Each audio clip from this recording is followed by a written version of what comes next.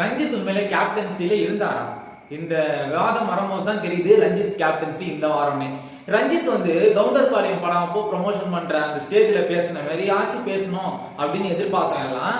சரி அந்த அளவுக்காச்சும் பேசல, சரி ரோஸ்ட் பண்ணார்ல ஒரு 10 நாளைக்கு முன்னாடி, அந்த அளவுக்காச்சும் பேசுவாருன்னு பார்த்தா இந்த ரெண்டு மாதிரியும் பேசல. வழக்கம் போல அன்புன்ற லெவல்லே ஓடிட்டாரு.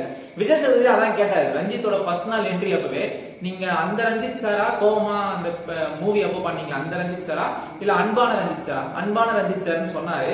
ஆனாலுமே அந்த அன்பு 70 வாரமா தொடருது, ஒரு கண்ட்ரோல்லயே ரஞ்சித் இருக்காரோ அப்படின்றது தான் ஒரு கேள்வி வருது. மஞ்சரி வந்து அவங்க கேப்டன்சில எப்படி ஒரு ஒஸ்ட் கேப்டன்சி பண்ணாங்களோ அந்த அளவுக்கு வந்து ஒஸ்ட்ன்ற, அதாவது அது மைனஸ் கேப்டன்சி, இது வந்து ஒரு ஜீரோ கேப்டன்சி தான் சொன்னோம். கேப்டன் இருந்தாரே தெரியல, அந்த மாதிரி தான் ஒரு கேப்டன்சி பண்ணாரு. முத்துக்குமார் ஒரு நல்ல அட்வைஸ் சொல்லியிருக்காரு ரஞ்சித்துக்கு, இன்னும் ஒரு வாரம் தான், அடுத்த வாரம் வந்து நல்லா பண்ணீங்கன்னா தான் நீங்க வந்து நல்லா பண்ண முடியும், இல்லைன்னா அதுக்கு அடுத்த வாரம் வந்து டிக்கெட் டு ஃபைனல், அதுக்கு அடுத்த வாரம் வந்து மணி, அப்படியே போயிடும். ரஞ்சித்துக்கு இன்னும் ஒரு வாரம் தான் டைமா இருக்கு. மேக்ஸிமம் ரஞ்சித் அடுத்த வீக் எவிக்ஷன் ஆகிறதுக்கு வாய்ப்பு இருக்கு.